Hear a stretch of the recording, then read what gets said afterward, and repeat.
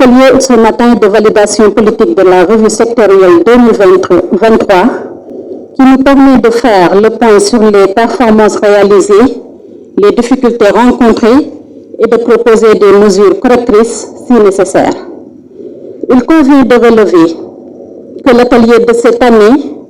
est d'une grande importance car il coïncide avec la dernière année de mise en œuvre du plan d'action prioritaire, ajusté et accéléré PAP 2A.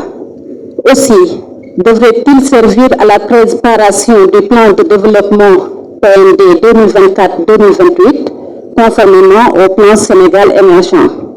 De même, nous aurons l'occasion de discuter de la mise en œuvre de la lettre de politique sectorielle de développement qui est en phase finale et de démarrer le processus d'élaboration de celle qui va couvrir la période 2024-2028. Cette revue sectorielle est organisée avec le concours du secrétariat technique du comité de préparation des revues, la DGPPE, le BOS, le BOM, que je remercie. Mesdames, Messieurs, elle nous permettra cette activité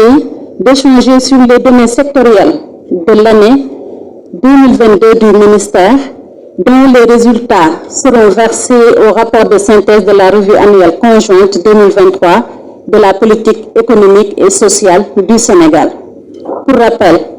de 2020 à 2022, la validation de la RAC se faisait en ligne à cause, comme vous le savez tous, de la crise sanitaire qui a montré à la face du monde l'importance du numérique, lequel a apporté des solutions de rapidité et de continuité du travail par l'utilisation de plateformes virtuelles,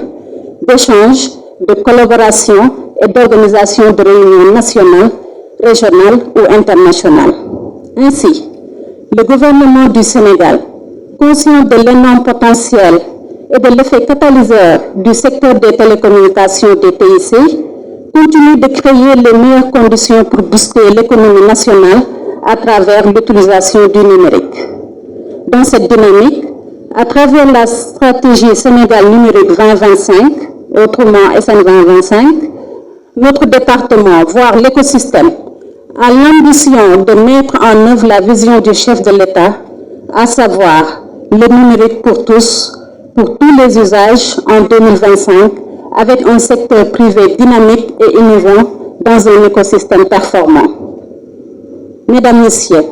il me plaît de partager quelques réalisations, réformes et projets majeurs au titre de l'exercice 2022.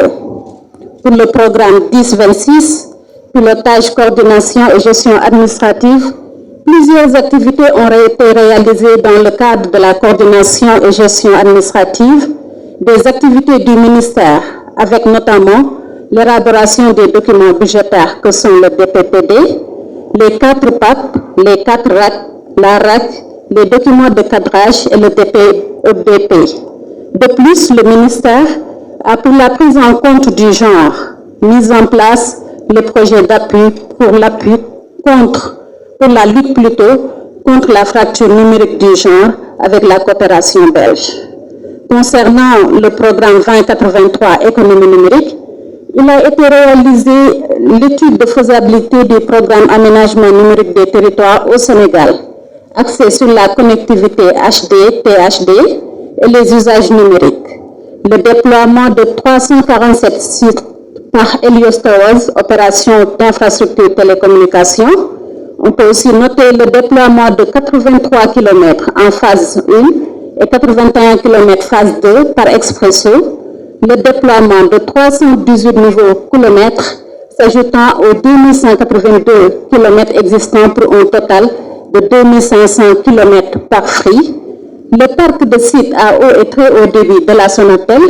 est passé de 2548 en 2021 à 2618 en 2022. Il y a aussi son parc mobile qui est passé de 11 209 713 à 11 847 726 de 2021 à 2022.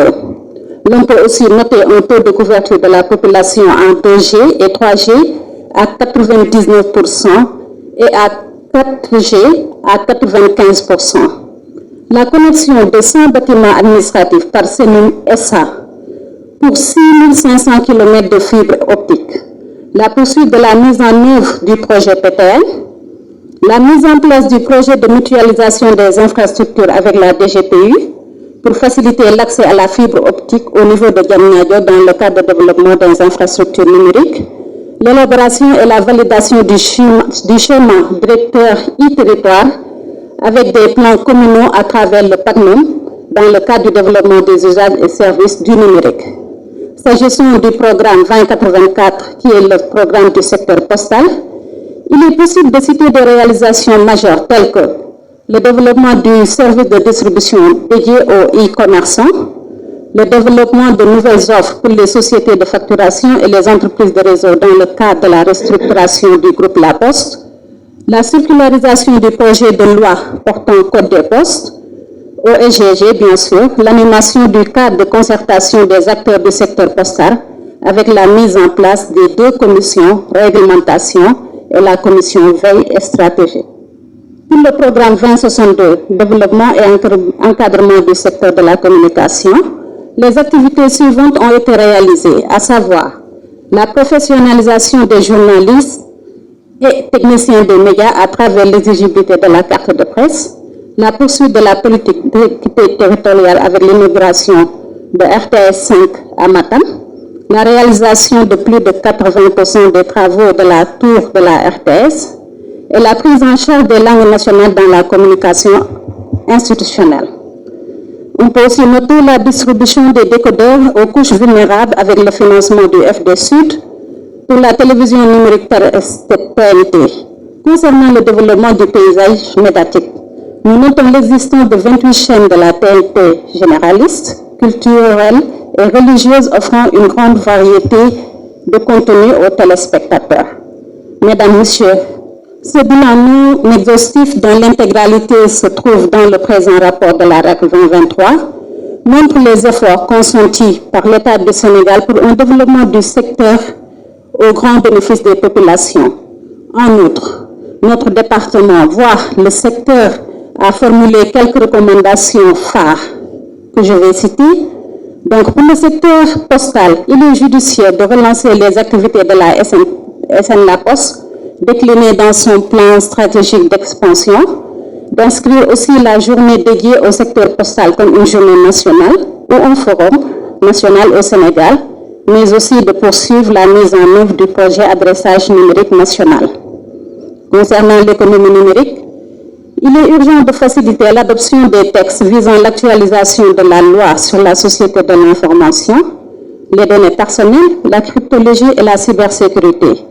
Aussi de réaliser des enquêtes ménage et entreprises de l'Observatoire national du numérique et de mettre en place l'identité numérique nationale ainsi que la plateforme d'interopérabilité, de finaliser aussi le projet du PTN, entre autres. S'agissant du secteur de la communication, il est aussi nécessaire de renforcer les moyens, vous l'avez dit, M. Khan, du Fonds d'appui pour le développement de la presse, afin d'activer son volet développement et de renouveler aussi l'infrastructure de la TNT, de renforcer le maillage à travers la construction de complexes médiaux locaux dans les régions pour que les bureaux de RTS, les bureaux de Soleil, les maisons des acteurs soient présents sur tout le territoire national. Enfin, pour le programme pilotage, coordination et gestion administrative, il est nécessaire de mettre l'accent sur l'actualisation de